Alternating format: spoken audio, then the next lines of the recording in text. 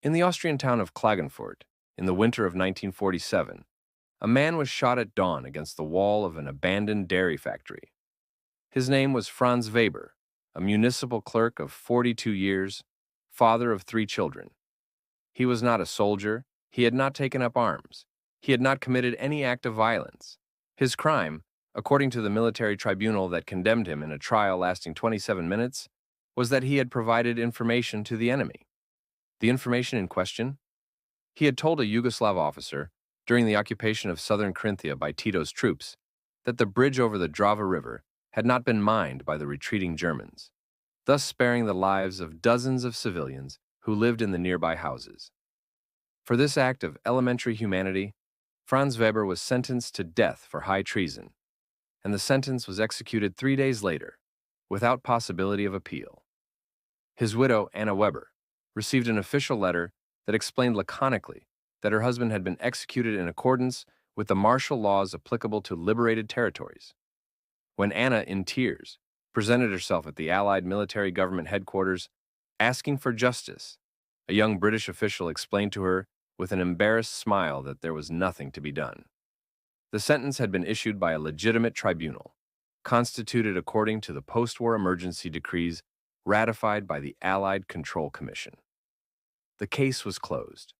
Austria, torn apart and occupied by four victorious powers, had more urgent problems to deal with. The entire world had more urgent problems. And so, in the dusty archive of the Provincial Court of Klagenfurt, file number 347-B was closed, sealed with red wax, and forgotten. But Anna Weber did not forget. She could not forget. Every morning when she woke her three children for school, she saw in the eyes of her eldest daughter, Greta, the same silent question that had tormented her for months. Why did father have to die for saving lives? Anna was not a lawyer. She was not an educated woman. She had only attended elementary school, and before the war she worked as a seamstress in a small atelier in the center of town. But she possessed something more precious than a law degree. She possessed a quiet, methodical, inexhaustible fury. Every day after accompanying the children to school and working 8 hours at the loom of a textile factory to earn a living, Anna went to the library. There, under the dusty vaults of the Landesbibliothek, she began to read. She read everything concerning military tribunals, emergency decrees, international conventions. The first weeks were torture. The legal words slipped from her mind like water. Extraordinary jurisdiction, competence ratione temporis, retroactive application of penal norms. These were concepts that seemed constructed specifically to confuse, to hide the truth behind a curtain of Latinisms and incomprehensible formulas. But Anna did not give up. She copied the paragraphs she did not understand into a notebook, and in the evening, after the children had fallen asleep, she reread them until they began to make sense. Slowly, painfully, the language of law began to become as familiar to her as the language of patterns and stitching. The library became her second world, a refuge, and at the same time, a battlefield. Anna always arrived shortly after opening, at 8:30 in the morning, when the building was still almost deserted and the air smelled of floor wax and old paper. The librarian, an elderly, hunched man named Herr Steinbach, at first looked at her with suspicion. A simple woman, dressed in patched clothes, asking for treatises on military law and international conventions. But as the weeks passed, Steinbach began to respect her. He saw how Anna always returned to the same volumes, how she took meticulous notes, how her forehead furrowed in deep concentration. One morning, while Anna was struggling with a particularly difficult text on the jurisdiction of occupation tribunals, Steinbach approached her table and, without saying a word, deposited 3 additional volumes beside her. "These might be useful to you," he murmured, and walked away before Anna could thank him. Those 3 volumes proved fundamental. One was a commentary on the Austrian Military Justice Code of 1912. Another was a collection of military tribunal sentences from the First World War. And the third was a comparative analysis of emergency legislation in Europe. Anna devoured them, line by line, noting every passage that seemed relevant. But theoretical understanding of the law was not enough. Anna had to understand exactly what had happened to Franz, which laws had been applied, and above all, whether those laws had been applied correctly. The problem was that she did not have access to the trial file. When she had asked to see it at the Klagenfurt court, she was told that military tribunal files were classified and not accessible to civilians. It was a rubber wall, frustrating and apparently impenetrable. So, Anna decided to approach the problem from another angle. If she could not see Franz's specific file, she would study the decrees and general laws that regulated military tribunals in 1947. Perhaps in those laws, she would find a contradiction, an inconsistency, something that would prove the trial had been illegal. 6 months passed before Anna found the first clue that something in the trial of her husband did not add up. It was a warm evening in July 1948, and the library was about to close. Anna was absent-mindedly leafing through a copy of Decree number 138 of the Allied Control Council, dated March 1946, when her gaze fell on a paragraph in Section 5, Clause 3. The paragraph established that military tribunals in occupied territories could judge only crimes committed against the occupation forces or against their security. Crimes committed against civilians, or in circumstances not directly connected to military operations, had to be judged by ordinary civil tribunals, even under martial law. Anna reread the paragraph 3 times, with her heart beating hard in her chest. Franz had not committed any crime against the occupation forces. He had spoken with a Yugoslav officer, yes, but he had done so to save civilian lives, not to damage the army. And the German army, at that point, had already retreated. There were no more military operations in progress. The bridge had already been abandoned. According to Decree 138, the military tribunal that had condemned Franz should never have had jurisdiction over the case. It should have been a civil tribunal to judge, if there was really anything to judge. Anna closed the book with a dull thud that made the librarian turn around. For the first time in months, she felt something that resembled hope. The next day, she presented herself at the office of the provincial prosecutor of Klagenfurt. It was a gray and austere building, with large marble columns at the entrance and a persistent smell of floor wax and cold tobacco. The secretary, a woman in her 50s with glasses hanging on a chain, made her wait for 2 hours on a wooden bench in the corridor. Anna sat there with her hands clenched around the bag that contained her notebook of notes and watched the clerks, who passed back and forth with piles of files under their arms. No one looked at her. It was as if she were invisible, an insignificant piece of furniture. When Anna was finally received, she found herself facing a stocky, bald man, with a white shirt too tight and an air of permanent fatigue. Prosecutor Huber listened to her story with an expression that oscillated between boredom and compassion.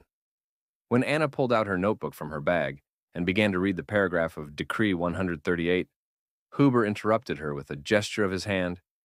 "Mrs. Weber," he said with a sigh, "I understand your pain, but you cannot present yourself here and pretend to teach me the law. That trial was conducted according to the procedures in force at the time. If the military tribunal declared itself competent, it evidently had its reasons." Anna felt anger rising inside her like a tide. "But I am showing you the decree," she said, with her voice trembling. "It is written here, black on white.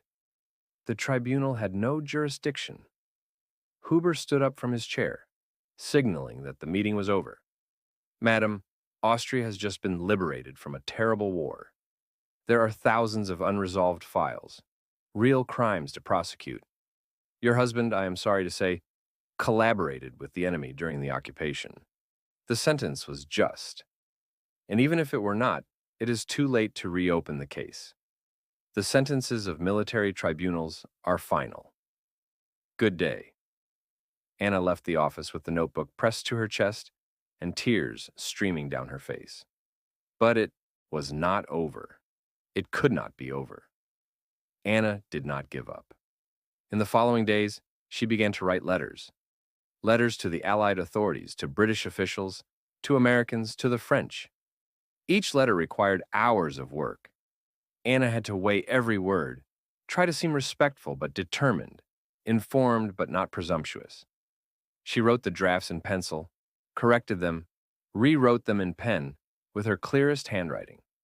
Then, she took them to the post office and mailed them, always with a mixture of hope and terror.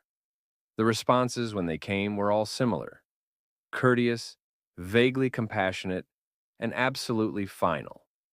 The case has been examined by the competent authorities. There are no grounds for a review.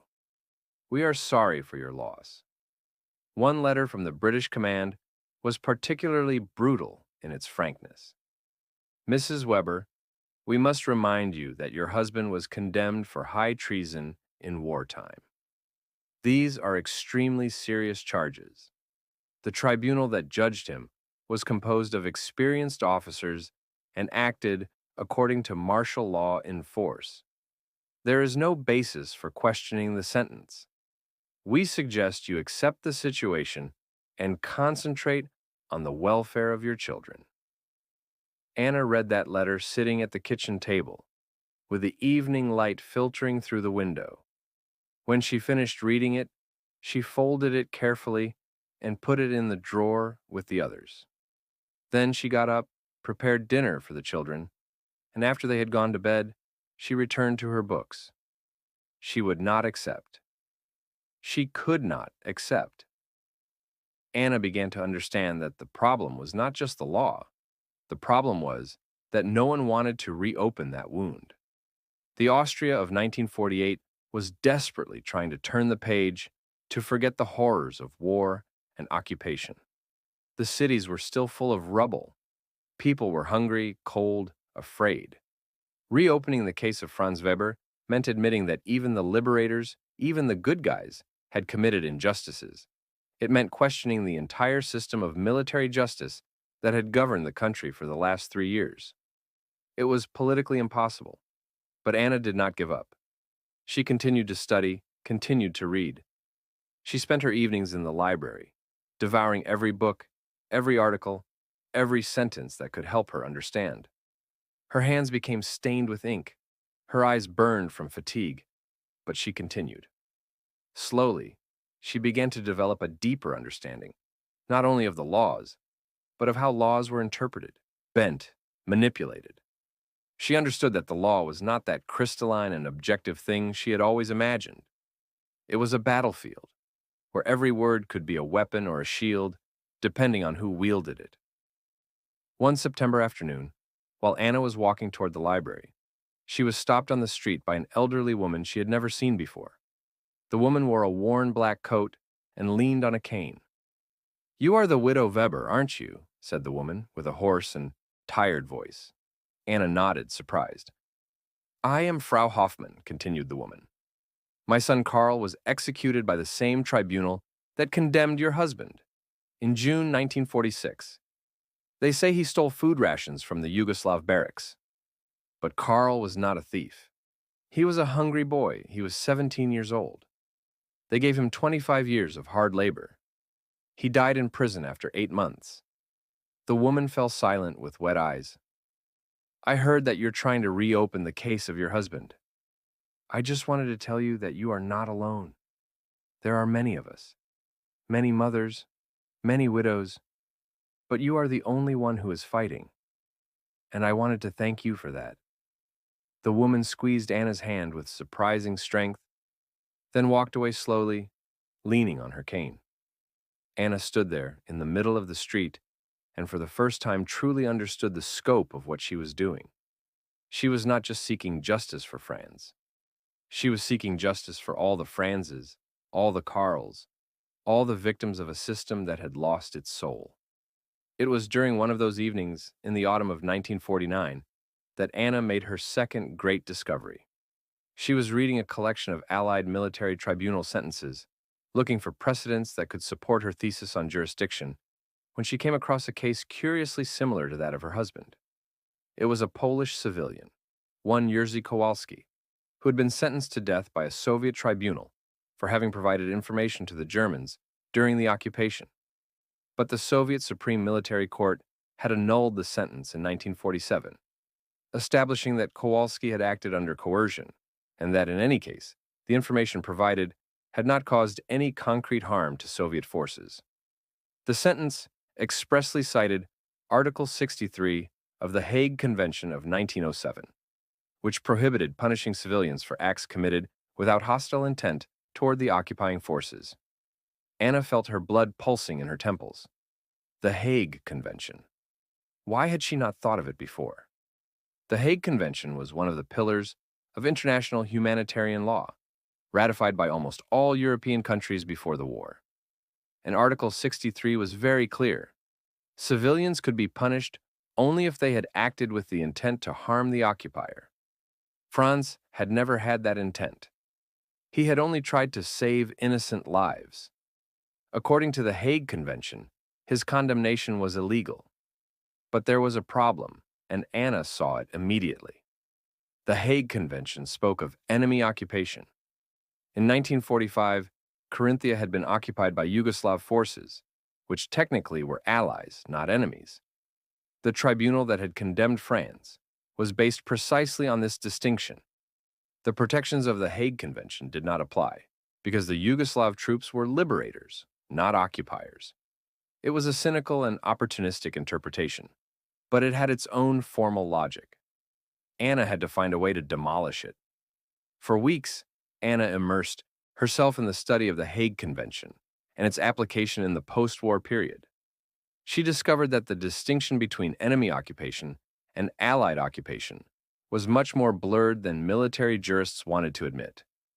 In reality, the convention defined occupation as any situation in which a territory was under the effective control of a foreign military force, regardless of its political alliance.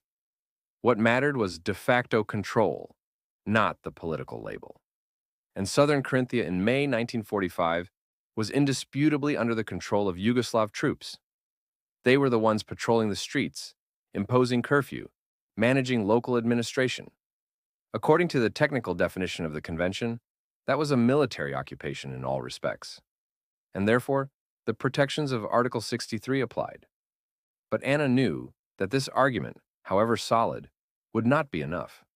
She had to find a jurisprudential precedent, an authoritative sentence that confirmed her interpretation. And above all, she had to find someone who had the power and the will to reopen Franz's case. Until that moment, she had only spoken with mid-level bureaucrats, people who had neither the authority nor the interest in challenging the system. She had to reach higher. But how? Anna had no money to pay a lawyer. She had no political connections.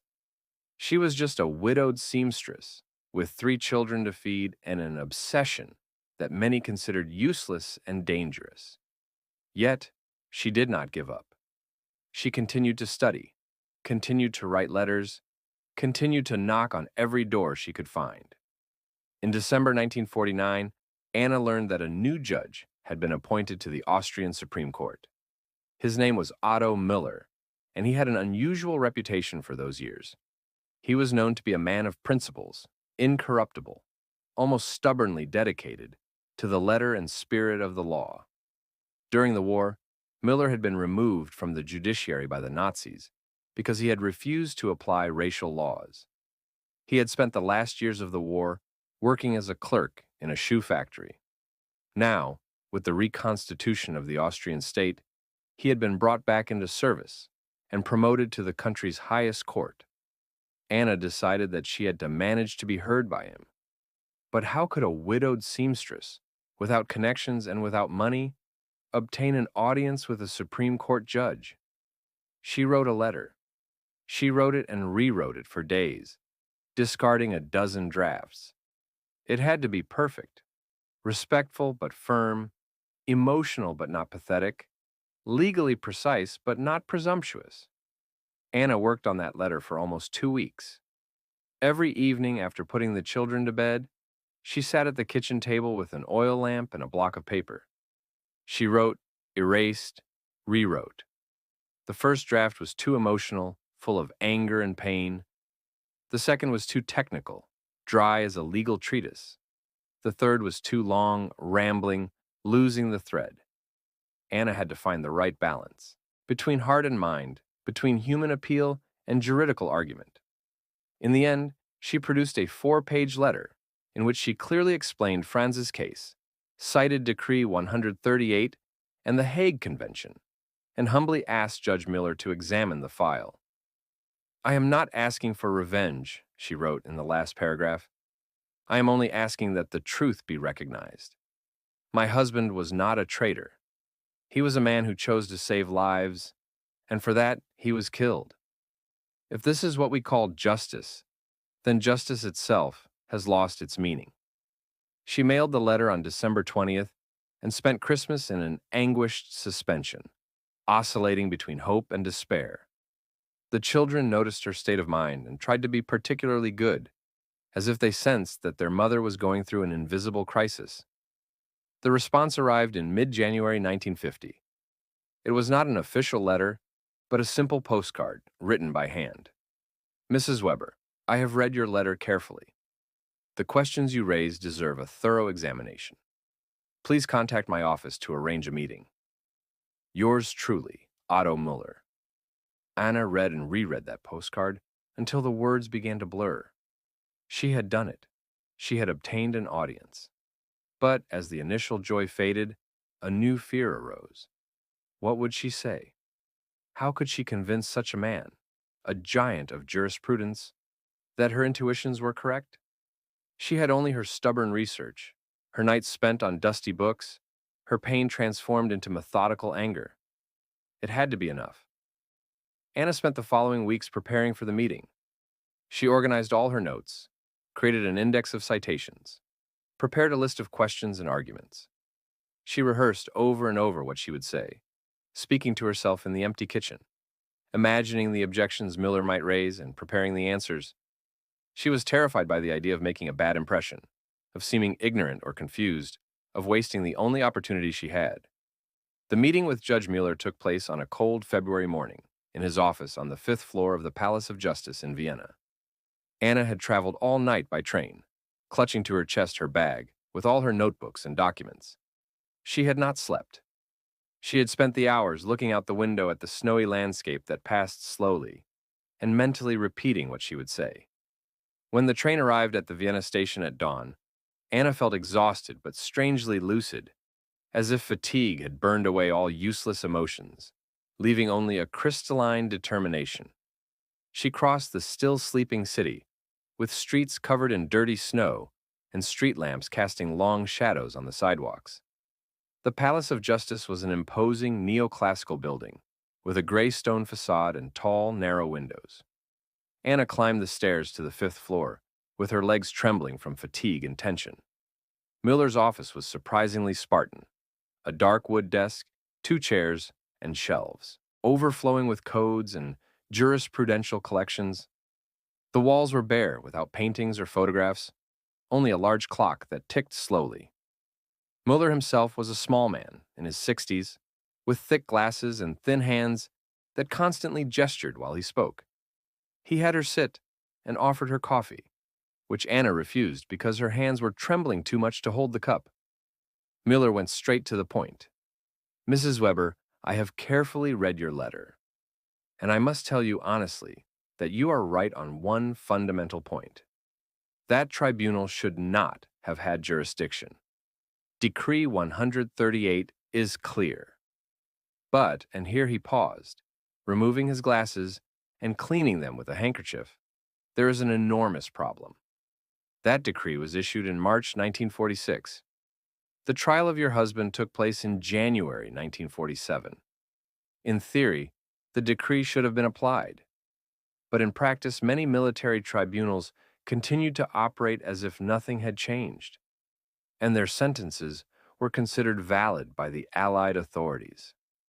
Anna felt her stomach tighten. But then, what can I do?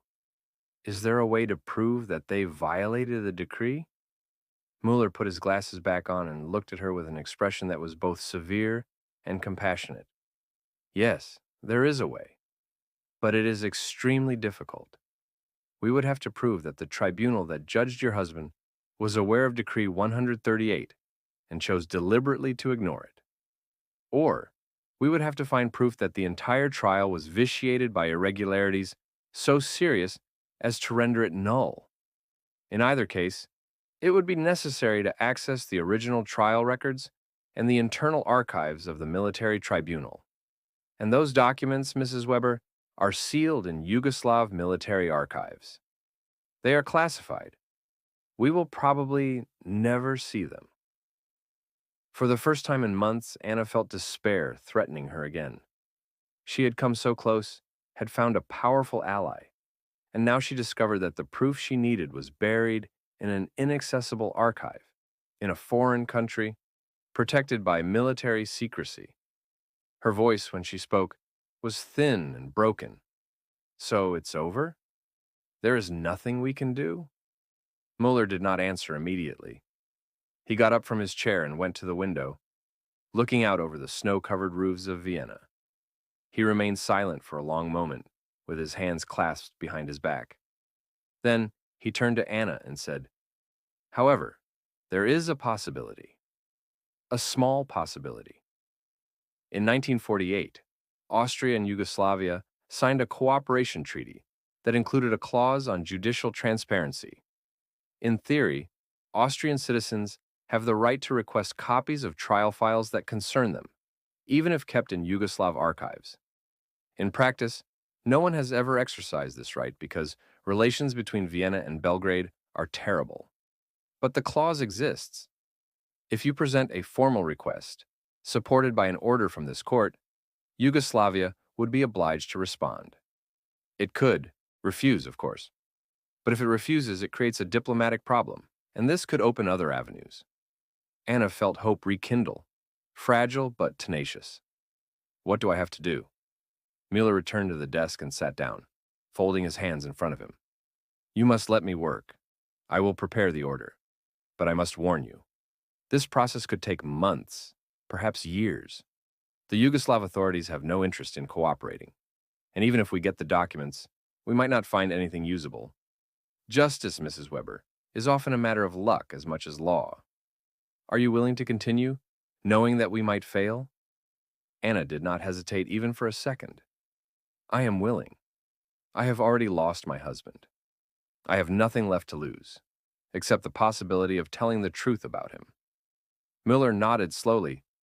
Then we will begin. But Mrs. Weber, before you go, I must ask you a question. Why are you doing all this? It is not just for your husband, is it? Anna looked him in the eyes. No, she said. It is not just for Franz. It is for everyone like him. For all the people who have been crushed by a system that calls justice what is only power. If I do not fight for Franz, who will fight for them? Miller smiled sadly. Then we are allies, Mrs. Weber, because I too have spent my life fighting for this. 6 more months passed before Miller's order was issued and sent through diplomatic channels to Belgrade. Anna lived those months in a torturous suspension. Every day she checked the mail, hoping for a response. Every day she returned home disappointed. Meanwhile, she continued to work, to take care of her children, to live a life that seemed increasingly unreal, as if she were playing a role in a play. At night, she dreamed of Franz. She dreamed of him standing in front of the dairy wall, with his hands tied behind his back, looking at her with an expression of quiet resignation. And she tried to run toward him, to stop it. But her legs did not respond, and then came the sound of gunfire, and she woke with her heart pounding wildly. The children began to worry about her. Greta, the eldest, now 14, had assumed an almost maternal role toward her younger siblings, Karl and Liesel. One evening after dinner, Greta sat next to Anna and took her hand. "Mama," she said gently, "we see that you are suffering. Maybe you should let it go. Papa will not come back. And we need you, here, with us." Anna felt tears sting her eyes. She hugged her daughter and whispered, "I know, dear. But if I stop now, then Papa died for nothing. And I cannot accept that. I must continue, at least as long as there is a chance." Greta nodded, although her eyes were full of fear and sadness. In August 1950, an official communication finally arrived from the Yugoslav embassy in Vienna.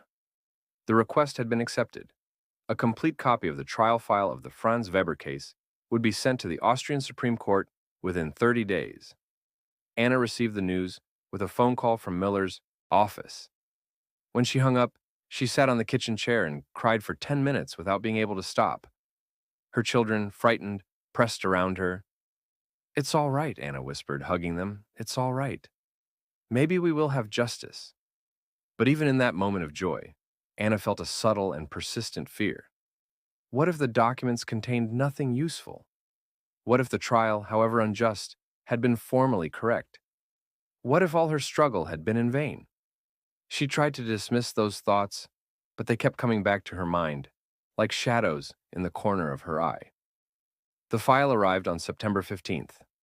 Muller called Anna to Vienna and told her to present herself at his office the next day. When Anna arrived, she found the judge sitting at his desk, with a voluminous bundle of documents tied with string in front of him. Muller's eyes were reddened, his eyelids heavy. It was evident that he had not slept. "These are the records," said Muller, pointing to the bundle. "I read them all night. And I must tell you, Mrs. Weber, that what I found is worse than I imagined." Anna felt her breath fail. "Worse?" Muller opened the file and began to extract the documents, arranging them on the desk with precise and meticulous gestures. His hands trembled slightly, a detail that Anna noticed and that frightened her. "The trial of your husband lasted 27 minutes. But it was not a trial. It was a farce. Look here," and he pointed to a typewritten record on gray paper, with the stamp of the Yugoslav military tribunal in the upper corner. "This is the record of the session. Franz Weber was brought into the courtroom at 7:35 in the morning. He was not provided with a defense attorney. He was not informed of the charges until he entered the courtroom. He was given the opportunity to speak, but every time he tried to explain his motivations, the president of the tribunal interrupted him. Here, look. The defendant attempted to justify his actions with humanitarian considerations, but such considerations are irrelevant for the purposes of assessing guilt. Finally, the tribunal retired to deliberate. It deliberated for 8 minutes. 8 minutes to decide whether a man should live or die. And then it issued the sentence: guilty of high treason, death penalty, to be executed within 72 hours. Anna felt tears streaming down her face, but she did not wipe them away. She stared at the documents on the desk as if they were sacred relics, testimonies of an injustice so great that it seemed almost impossible to believe. "But there is more," continued Muller, with his voice that had become hard and sharp as a blade. "I found this." And he showed her another document, a handwritten letter on military tribunal letterhead. The handwriting was slanted and confident, almost elegant. "This is a letter from the president of the tribunal, a Yugoslav major named Dusan Markovic, to the garrison commander. It is dated 3 days before the trial. In this letter, Markovic writes, 'The Weber case must be resolved quickly and firmly. It is essential that Austrian civilians understand that any form of collaboration with German forces, even retrospectively presented as humanitarian, will be punished with maximum rigor. I propose the capital penalty. Do you understand, Mrs. Weber?' The sentence had already been decided before the trial began. Everything else was just theater. Anna could not speak. Her voice was blocked by a knot in her throat, as if all the words she would have wanted to say had piled up there, suffocating her. She stared at that letter, those words written with a slanted and confident handwriting, and felt a rage so pure and intense that it took her breath away. Franz had never had a chance. There had never been any doubt about the outcome of the trial. He had been condemned before even entering the courtroom, and all this had been done in the name of justice, of law, of order. Muller closed the file and folded his hands on the desk. "Mrs. Weber, we have our proof. This trial was a juridical abomination. It violated every principle of procedural law: the right to defense, the presumption of innocence, the impartiality of the judge.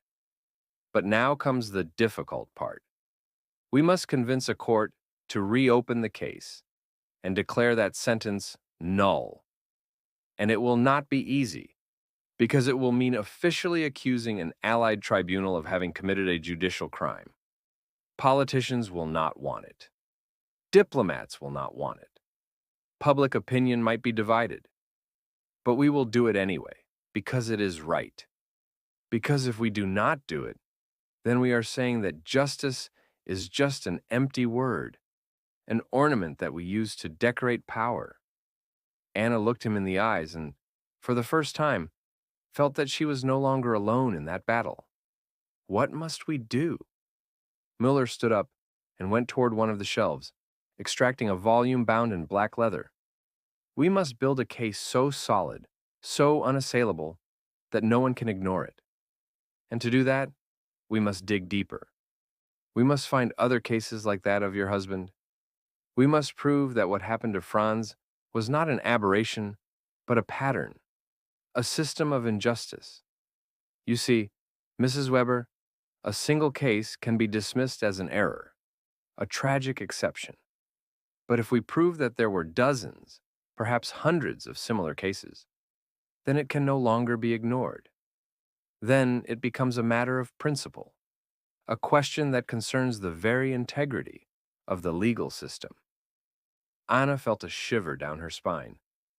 And how do we find these other cases? Mueller smiled bitterly.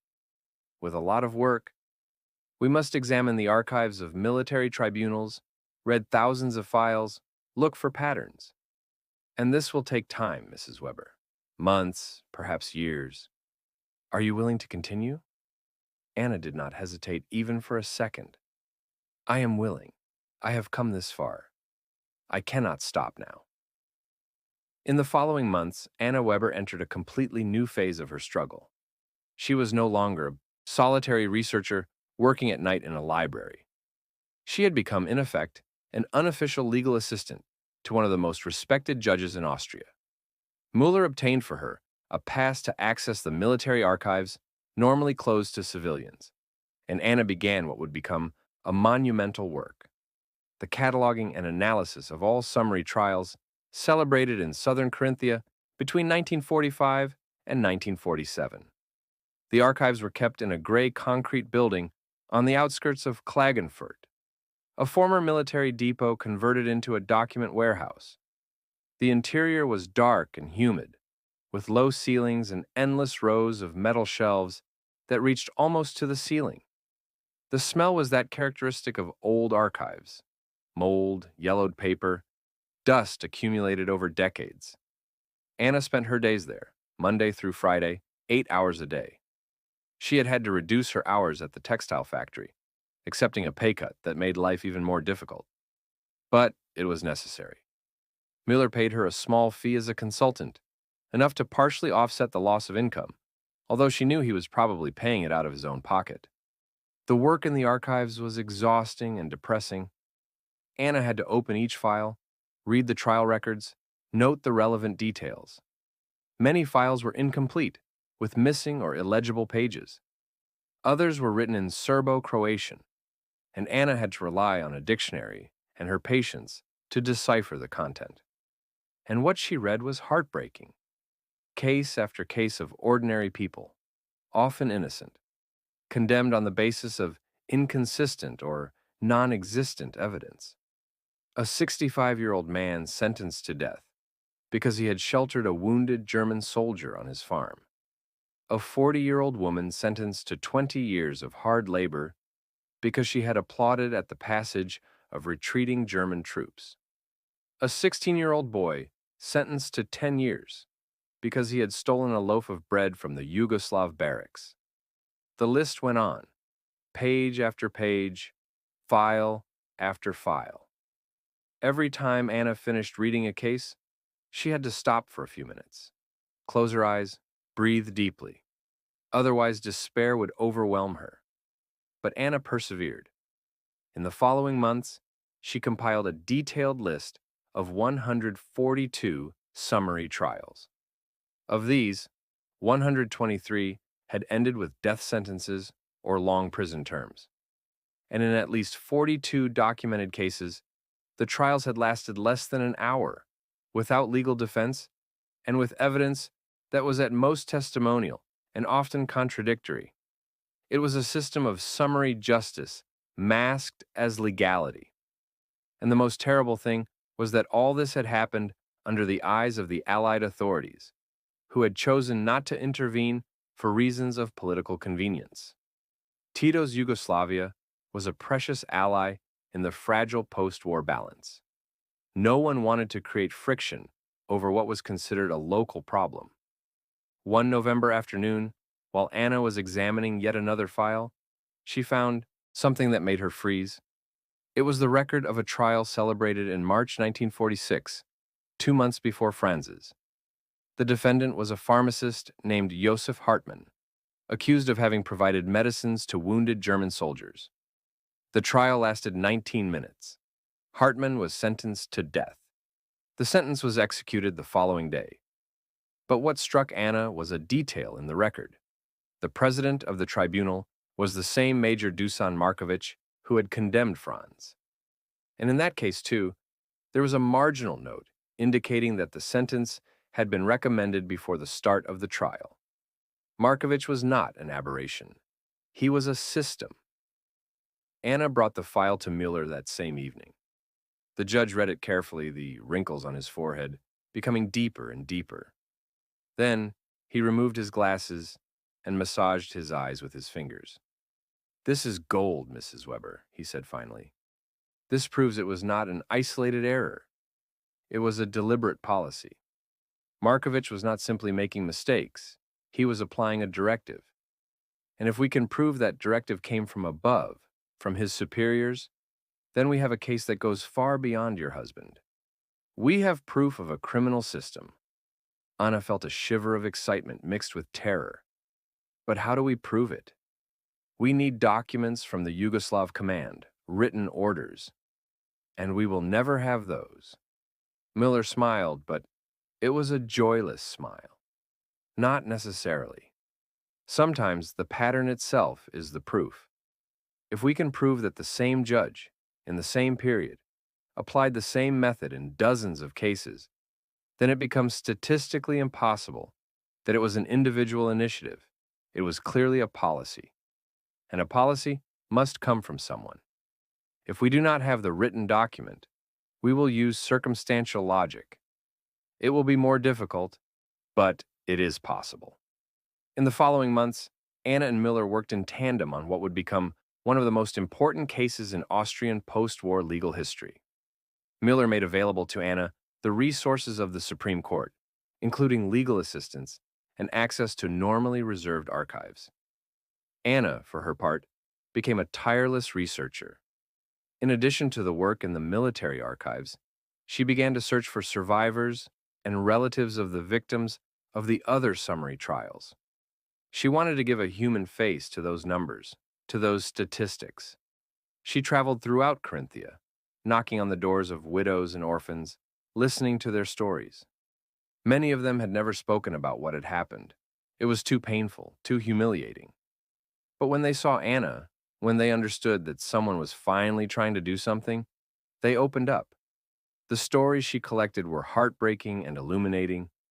There was Frau Hoffmann, the elderly woman who had stopped her on the street months before, who told her in detail how her son Karl had been arrested, tried, and condemned in less than 24 hours. There was Herr Schmidt, a farmer who had lost 2 brothers in the same trial, accused of having hidden German weapons in the barn, although the weapons were never found. There was Frau Bergmann, who had seen her husband shot before her eyes, condemned for hostile attitude because he had not lowered his gaze when a Yugoslav officer had spoken to him. Anna collected all these testimonies, transcribed them meticulously, and organized them into a dossier that grew week by week. But the most important work was what Mueller was doing, the construction of the legal argument. Mueller wrote a legal brief of over 300 pages in which he analyzed in detail every procedural violation, every abuse of power, every distortion of the law that had characterized those trials. The brief cited not only Decree 138 and the Hague Convention, but also the fundamental principles of natural law, European juridical traditions, and even the first drafts of the Universal Declaration of Human Rights that the United Nations was preparing in those years. Müller's argument was simple but devastating. A trial that denies the defendant the right to defense is not a trial. It is legalized murder. And no martial law, no wartime emergency, can justify the total cancellation of the fundamental rights of man. It was a revolutionary argument for the time. In the 1950s, the concept of universal human rights was still embryonic. Most jurists thought that military tribunals were above civilian control, especially in wartime or under occupation. But Müller was proposing a radically different vision. Even in wartime, even under occupation, there are impassable limits that no power can cross without losing its legitimacy. Müller worked on the brief for almost a year, writing and rewriting, refining every argument, anticipating every possible objection. Anna saw him transform during that period. The judge, who at first had seemed a measured and detached man, became increasingly passionate, almost obsessed with the case. He spent entire nights in his office, reading and writing by the light of a desk lamp. He visibly lost weight. His hands trembled when he held the pen. One evening, Anna went to visit him and found him asleep at his desk, with his head resting on a pile of documents. She woke him gently and told him to go home. Müller looked at her with reddened eyes and said, "I cannot stop, Mrs. Weber. If we stop, if we do not finish this work, then all those people will have died in vain. And I cannot allow that. Not after everything I have seen." Anna understood then that Müller too was fighting his demons. He had seen injustice triumph during the Nazi war. He could not allow it to triumph again in the post-war period. In the autumn of 1952, Müller formally presented to the Austrian Supreme Court a request for extraordinary review of the case of Franz Weber. The request was accompanied by the 300-page legal brief and an appendix of 200 pages with the documents collected by Anna, including the testimonies of the victims' relatives and the statistical analysis of the summary trials. The news quickly leaked to the press, and suddenly the Weber case became a major political issue. Left-wing newspapers applauded Müller as a hero who dared to challenge the injustices of power. A judge against oblivion headlined the socialist daily Arbeiter Zeitung. Weber, the case that can change history, wrote another. Conservative newspapers, on the other hand, attacked him as a dangerous idealist who threatened relations with an important ally. Müller puts peace at risk, thundered an editorial in the Catholic conservative newspaper Die Presse. An overzealous judge opens old wounds, added another. The Yugoslav embassy issued a statement in which it categorically rejected all accusations of judicial irregularities and threatened diplomatic retaliation if the Supreme Court accepted the request. The Austrian government, trapped between justice and realpolitik, tried to remain neutral, but it was evident that it hoped the entire matter would be quietly archived. Anna suddenly found herself at the center of public attention that she had never sought. Journalists knocked on her door, asking for interviews. Some were respectful and understanding. Others were hostile, trying to paint her as a vindictive woman or as a tool of the communists. Anna refused most interview requests. She did not want the case to become a media circus. She only wanted justice for Franz. But she could not completely avoid the attention. One evening, while she was returning home from work, she was stopped by a man who introduced himself as a friend of the Yugoslav authorities. The man, a corpulent type with a black coat and a strange accent, told her bluntly, "Mrs. Weber, you are making a big mistake. You are creating problems where there are none. It would be better for you and your children if you let it go." Anna felt a shiver of fear, but kept her back straight. "I will not stop," she said with a firm voice, And if something happens to me, everyone will know who it was." The man smiled, but it was a cold smile. "You are very brave, Mrs. Weber, or very stupid. I hope for you it is the first." Then he walked away, leaving Anna trembling on the dark street. That night, Anna did not sleep. She sat at the kitchen table with a cup of tea that cooled between her hands and thought about what she was doing. She was putting herself and her children at risk. She was challenging powerful forces that had no scruples. But if she stopped, if she gave in to fear, then they would win. Injustice would win, and Anna could not allow that. She had promised Franz, on the day of his execution, that she would fight for the truth. She could not betray that promise. Not now, when she was so close. The Supreme Court set the hearing for March 10th, 1953. It was an unprecedented event. For the first time in Austrian post-war history, a civilian court was preparing to judge the work of a foreign military tribunal. The weeks preceding the hearing were frantic. Müller and Anna met almost daily to review the argument, anticipate objections, prepare answers. Müller was nervous, which was rare for him. "This is the most important case of my career," he confessed to Anna one evening. "If we win, we will establish a precedent that will protect individual rights for generations. If we lose, we will have confirmed that military power is above the law. We cannot afford to lose." Anna nodded, feeling the weight of those words. It was not just Franz's case at stake. It was the very principle of justice. The hearing was held in the Great Hall of the Supreme Court, an imposing room with high ceilings, decorated with 19th century frescoes, and rows of polished wooden benches. The hall was packed with journalists, lawyers, government officials, and ordinary people who had followed the case in the newspapers. Anna sat in the front row, with her hands folded in her lap, her face pale and drawn. Next to her, her 3 children, now teenagers, looked at her with a mixture of pride and anxiety. Greta, who was now 18, held her hand tightly. Behind them, Anna could hear the whispers and murmurs of the crowd. Some were supportive, others were hostile. But Anna did not turn to look. She kept her eyes fixed on the podium where soon the judges would sit. The 5 judges entered at 10 o'clock sharp, their black robes rustling, their faces impenetrable. The president of the court, an elderly man named Kraus, with white hair and a severe expression, banged the gavel and declared the session open. Müller stood up to present the case. He spoke for 2 hours, with a calm and methodical voice, never raising his tone, but with a restrained passion that could be felt in every word. He began with a historical overview, explaining the context of the Yugoslav occupation of southern Carinthia, the emergency decrees, the system of military tribunals. Then, he moved to the specific analysis of the Weber case, reading passages from the trial records, citing articles of the Hague Convention, recalling historical precedents.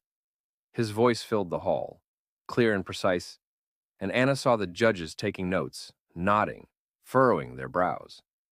Müller then presented the evidence of the irregularity of the trial, the lack of defense, the absurd brevity of the proceedings, the predetermination of the sentence. When he read Markovich's letter, the one in which the president of the tribunal had decided the sentence even before the trial began, a murmur ran through the hall. Müller paused, letting the words sink in, then continued. "Honorable judges," said Müller, raising the letter so everyone could see it, "this is not proof of irregularity. This is proof of a premeditated murder masked as justice. Franz Weber was not executed after a trial. He was executed instead of a trial. And if we, as a nation, as a civil society, accept this, then we are accomplices of that murder.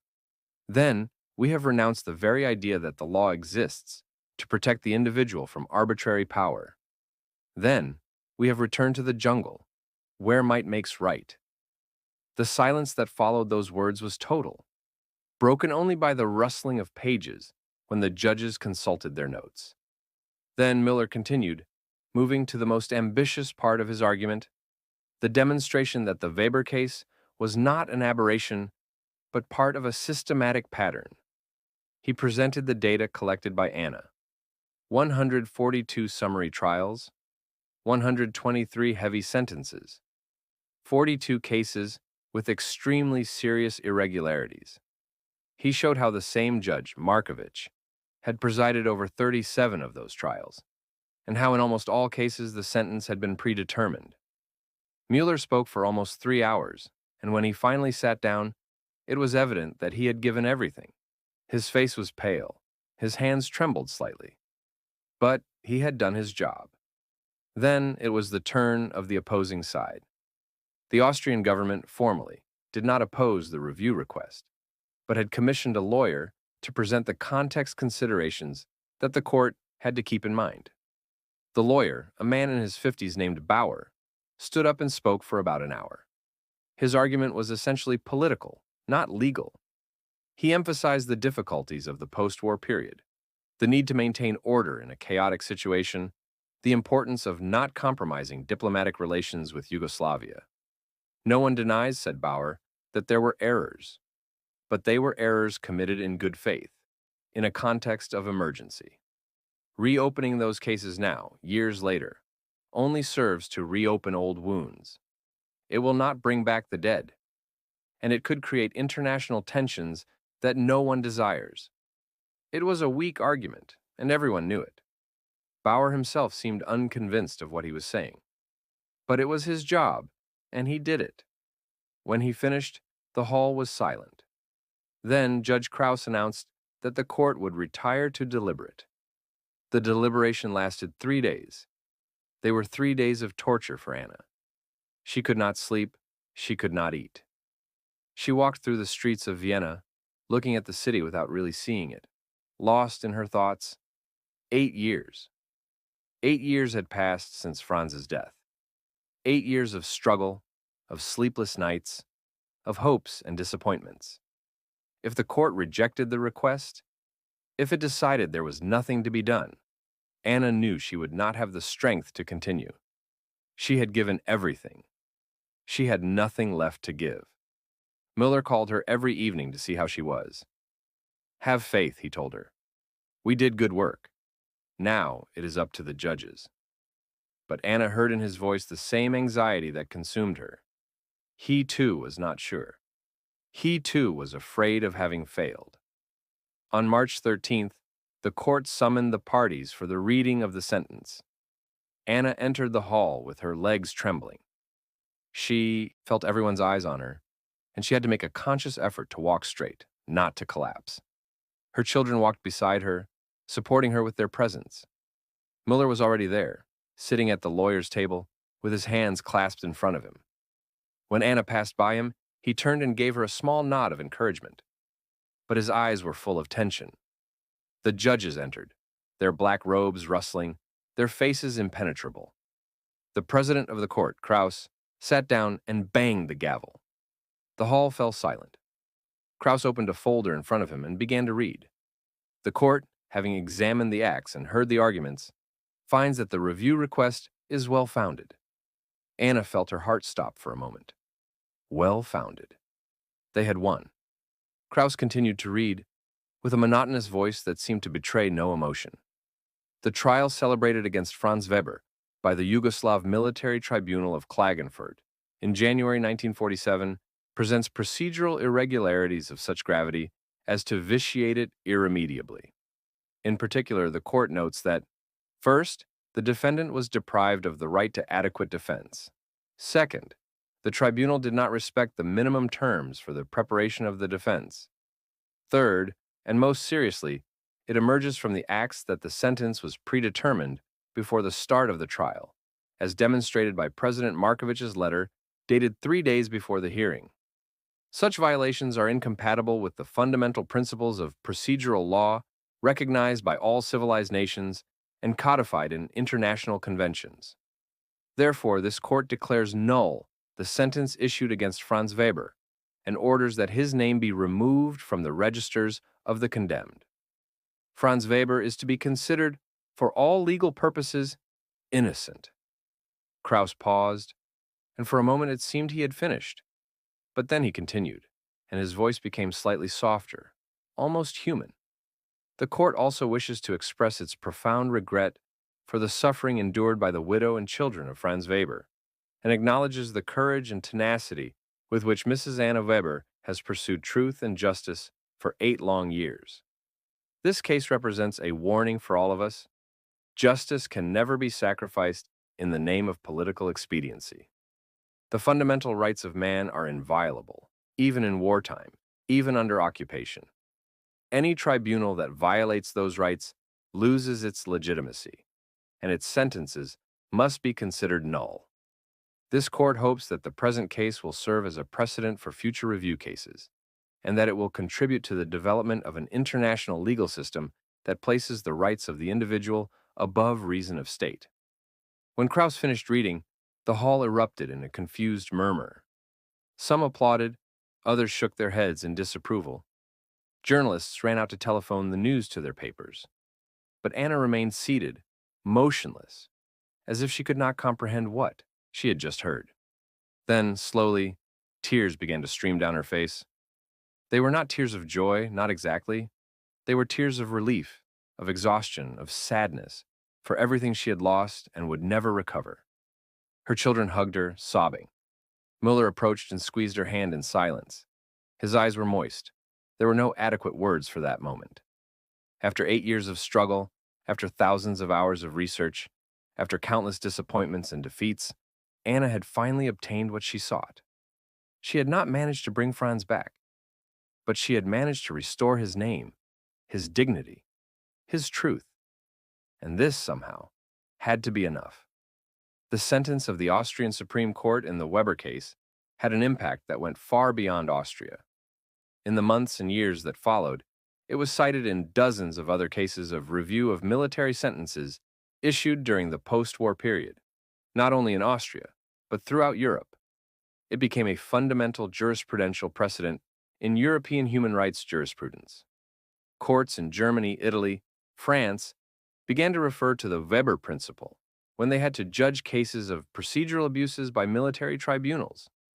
The case was studied in law schools as an example of how individual rights can prevail against state power, even in the most difficult circumstances. But perhaps the most important impact was on the nascent doctrine of international humanitarian law. In 1950, the United Nations had adopted the European Convention on Human Rights, which guaranteed the right to a fair trial. But these were still the early days of that juridical revolution. Many jurists thought that human rights were a noble but abstract concept, difficult to apply in reality. The Weber case proved otherwise. It proved that those rights could be concretely defended, even against political pressures, even against the resistance of authorities. It proved that the law, when applied with courage and integrity, could be an instrument of real justice. But Anna Weber's story did not end with that sentence. In the following decades, Anna became a well-known figure in European legal circles. She never returned to being a seamstress. Instead, she worked as an unofficial assistant to Mueller and other jurists engaged in the defense of human rights.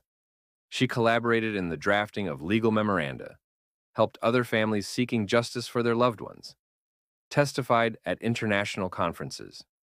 In 1955, she was invited to speak at the International Conference on Military Justice in Geneva. She climbed onto the podium, a 50-year-old woman with hair beginning to gray and a simple worn dress, and spoke before a hall full of jurists, diplomats, international officials. She told the story of Franz, the story of her struggle, and concluded with words that resonated in the hall. Justice is not a gift given to us by the powerful. It is a right we must conquer every day with effort and determination.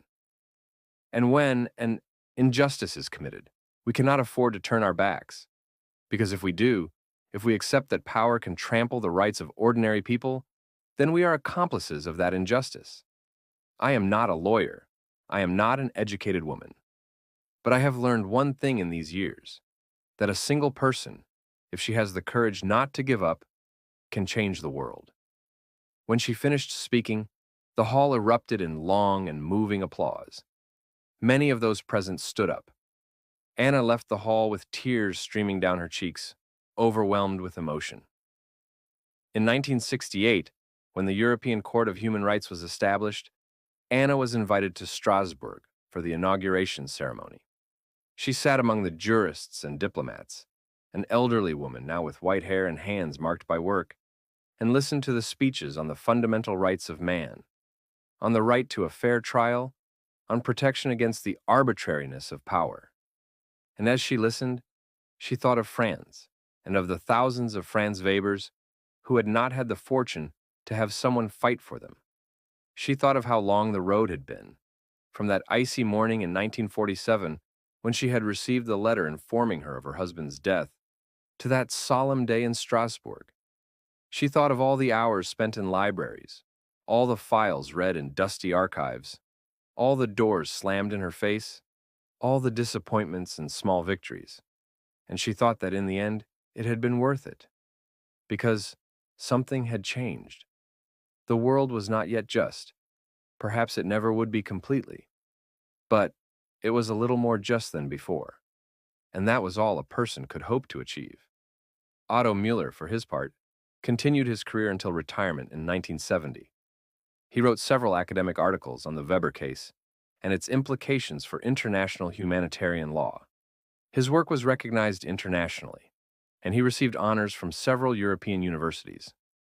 In 1965, he was appointed member of the International Commission of Jurists, a non-governmental organization dedicated to defending the rule of law in the world. But when asked to speak about his professional successes, Müller always responded the same way. The Weber case was not my success. It was the success of a woman who refused to accept injustice, even when the whole world told her she should resign herself. I simply provided the legal tools. But the true heroine of that story is Anna Weber. Müller and Anna remained friends for life. They wrote to each other regularly, met when they could.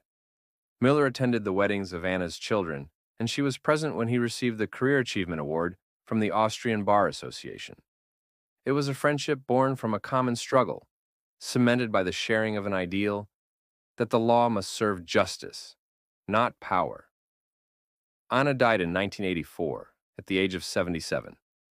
At her funeral in Klagenfurt, hundreds of people attended. Lawyers, judges, human rights activists, and dozens of ordinary people who had followed her case and who saw in her a symbol of hope and resistance. Müller, now very old and ill, traveled from Vienna to be present. He walked with difficulty, leaning on a cane, and had to stop often to catch his breath. But he would not have missed the last goodbye to his friend. During the eulogy, he read a passage from the 1953 sentence, "The courage and tenacity with which Mrs. Anna Weber has pursued truth and justice." Then he added, with his voice broken by emotion, "Anna taught us that justice is not a gift granted to us from above. It is a right we must conquer, every day, with effort and determination, and that we must never, never stop fighting for it." Anna was not a lawyer. She was not a jurist. But she was something more important. She was a just person. And in a world full of injustices, just people are our only hope. When Müller finished, many of those present were crying openly. Anna was buried next to Franz in the small cemetery of Klagenfurt. On the tombstone, the children had a simple phrase engraved, "Anna Weber, 1907-1984. She fought for truth and won." Today, the Weber case is studied in law schools throughout Europe as a fundamental example of how individual rights can prevail against state power, even in the most difficult circumstances. The 1953 Austrian Supreme Court sentence is regularly cited by the European Court of Human Rights and other international tribunals when they must judge cases of procedural violations by military or special tribunals. It has become part of the corpus of international humanitarian law, a precedent that protects civilians from abuses by military tribunals. In 2007, on the 60th anniversary of Franz Weber's execution, the Austrian government erected a monument in Klagenfurt dedicated to all victims of post-war summary justice. The monument is a simple granite stele with the names of the victims engraved on bronze plaques. At the top of the list is the name of Franz Weber, and next to it on a separate plaque, there is an inscription. This monument was erected thanks to the determination of Anna Weber, who never stopped seeking the truth. Her example reminds us that justice is possible, even when it seems impossible. But perhaps the most important legacy of the Weber case is not legal, but moral. It is the story of a simple woman who, faced with a monstrous injustice, did not lower her gaze. She did not accept that power was always right. She did not believe those who told her it was too late, that it was impossible, that she should give up. Anna Weber proved that a single person, armed only with tenacity and a clear idea of what is right, can change the world. She can challenge governments, armies, tribunals. She can rewrite laws. And she can, in the end, obtain that most precious and elusive thing: justice. Anna's story has been told in books, articles, documentaries. It has become part of the European collective memory, a symbol of the possibility of resisting injustice. When, in subsequent years, other people found themselves facing similar injustices, they looked to Anna's example and found the courage to fight. The Weber principle is not just a legal precedent, it is a moral precedent. It is the demonstration that individual courage matters, that perseverance can win, that truth can prevail over lies. In the archives of the Austrian Supreme Court, in a room on the third floor of the Palace of Justice in Vienna, the original file of the Weber case is preserved. It is a voluminous bundle, yellowed with time, tied with string that has frayed over the years. If you open it, you find hundreds of pages: records, legal memoranda, letters, testimonies. Each page is a testimony to Anna's struggle, her determination, her faith in justice. But the first page is something different. It is a black and white photograph, slightly faded, showing a man in his 40s with a shy smile and 3 children pressing around him. On the back of the photograph, with a slanted and decisive handwriting, there is an inscription: Franz Weber, 1903-1947. A just man in an unjust time. That photograph was placed there by Anna on the day the sentence was issued, and no one in all these years has had the heart to remove it. Because that photograph is not just a personal memory, it is a monument to all those who have suffered under the weight of injustice, and to all those who have fought, against all odds, to restore the truth. It is a reminder that the law, when applied with wisdom and courage, can be an instrument of redemption, and that justice, however slow and difficult to achieve, in the end, can prevail. The story of Anna Weber and Franz Weber is ultimately a story of hope.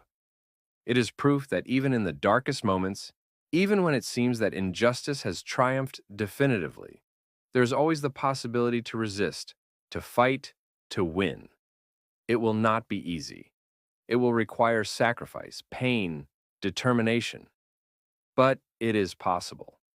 And this is the message that Anna left to the world. Never give up. Never accept injustice as inevitable. Never believe those who tell you that you are too small, too weak, too insignificant to make a difference. Because history teaches us that it is precisely ordinary people, people who have no power but have courage, who change the world. They are the ones who, one step at a time, one battle at a time, build a more just world. Anna Weber was a widowed seamstress, without formal education, without money, without connections. But she had something more powerful. She had the truth on her side, and she had the will not to give up. And that was enough. This is the enduring lesson of the Weber case. This is the legacy that Anna has left to all of us.